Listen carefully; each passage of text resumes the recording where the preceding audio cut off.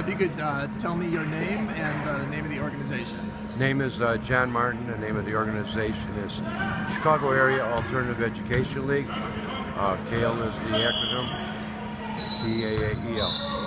And tell me how this all got started. This all started back roughly in 1976. I was working in the PE department and some of the special ed kids that we were doing intramurals, and they said, aren't there any other programs like ours that we could participate in? And I said yes.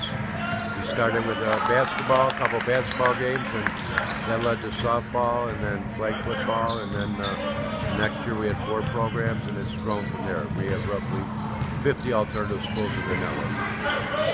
And what is it you think the kids get out of this?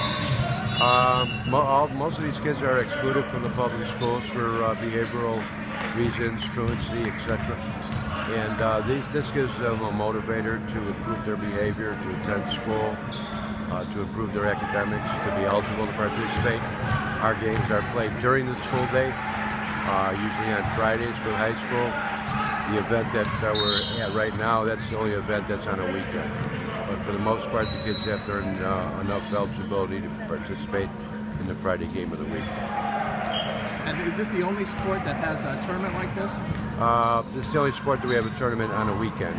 For the most part, we have softball tournaments. We have a softball tournament in the Forest Park in the summer. We also have a couple of flag football tournaments in the fall. Mini tournaments, roughly 6 schools, but those are during the school day. And have you seen this change much in the years that you've been doing it? Just more and more alternative schools out there, and you know, we try to reach out to as many as we can.